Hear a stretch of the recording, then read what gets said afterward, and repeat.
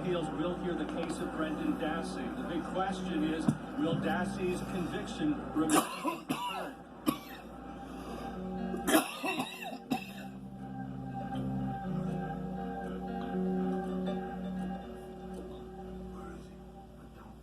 Good morning, everyone. Good morning, Mr. Berg. May it please the court. Brendan Dassey chose to confess, to release those terrible images of Teresa Halbach that were haunting him. The investigators encouraged him to get it out, but did not apply any improper pressure. Mr. Berg, help me with this. If a police officer says to someone who is being interrogated, let's get it all out today and this will be all over, what would the average person think this means? Would that person think, I can go home, it's done?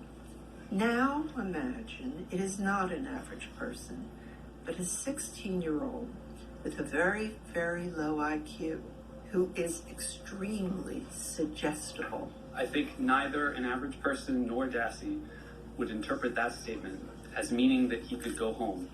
What if there were 20 such statements, 30 such statements? Nothing the investigators said actually promised a specific benefit in exchange for cooperation. Well, how did the investigators not act coercively when they clearly showed frustration when he resisted or disagreed with key details and then offered praise such as, now we believe you? I think if you watch the video, they showed very little frustration or praise. And I did look at the tape, and there were times to me that they seemed to be frustrated with his answers and his resistance. Their main concern was the truth. The main message that they sent to Dassey was, be honest, tell the truth, don't make anything up. It seems to me that it only takes one incident of planting information to taint a confession. Who shot her in the head? You think that's all right? Obviously, it's preferable for the suspects to come out with it on their own, but it's not always possible. And it makes a lot of sense why Dassey couldn't think about that fact at that moment. The conversation that they were having was about what happened in the bedroom. The investigators didn't find out until later that she was shot in the garage. So when they started asking about the head, Dassey couldn't think of the shooting because he was on the bedroom where all of the other things happened. So I want to ask you, do you agree that age is a relevant factor in determining whether confession is voluntary? I do, but And the Supreme Court said a juvenile confession must be evaluated with special care. So I want to know exactly where the Wisconsin Appellate Court decision considers Dassey's age and where it was given special care. Dassey's age is listed in the opinion. Yeah, it's listed, but in special care is more than just listing, don't you think? It said it was basing its opinion on the trial court's decision, and the trial court's decision spent a lot of time on age. So I think on habeas especially, you can't assume that the Wisconsin Court of Appeals did not consider age. I'm sorry. During the videotape confession, Mr. Dassey comes out with a lot of details that he supplies. The opposing side has explained that as details that had been publicized. I think there's a few minor points. So there's a few facts that we know had been released by the police officers, but the vast majority of them had not. But was there physical evidence of a rape or of a wound to the throat? No, because the body was totally destroyed. So those come only from Dassey's confession. That's right, yes. But And would not have been publicized ahead of time. That's right, yes. Okay. Right. Now, obviously there were vague promises of leniency, right? I think there weren't even implied promises of leniency. Even if there were specific warnings that contradicted any implications. But let me just reiterate, we're on habeas review, right? So you're going to have factors that cut in different directions in every case. And where that's true, reasonable minds can certainly differ. Reasonable minds could definitely conclude that Dassey's confession was voluntary here.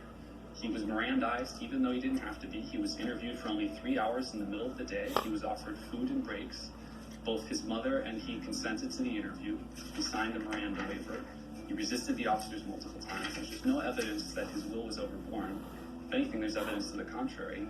And all of the precedent supports the state here. It doesn't support Dassey. Okay. Ms. Ryder? 16-year-old mentally limited Brendan Dassey confessed in reliance on a false promise of leniency. That promise was, quote, you're scared that you might get arrested, but, quote, I'm thinking you're all right, okay? You don't have to worry about things. They told him this was true even if he gave, quote, statements against your own interests that make you look more involved. I want to ask you, were the investigators aware of his intellectual or emotional limitations, and if not, was that necessary? I don't know whether they knew his precise IQ score, but it's not important here whether they knew. The question of voluntariness is not a referendum on the state of mind of the officers.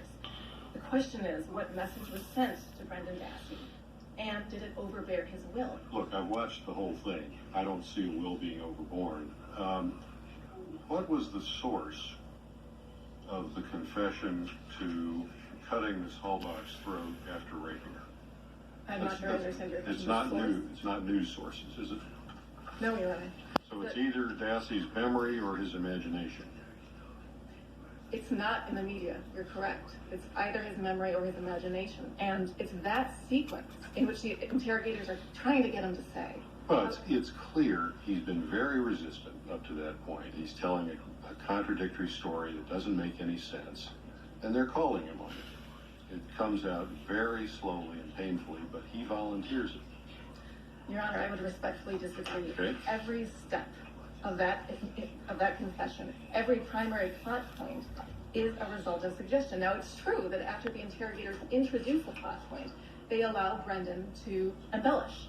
Like what? You went inside, You went inside the house? Yes. and then you're holding them responsible for all the details that come after that. I'm not holding them responsible, Your Honor, but I'm pointing out that what happened was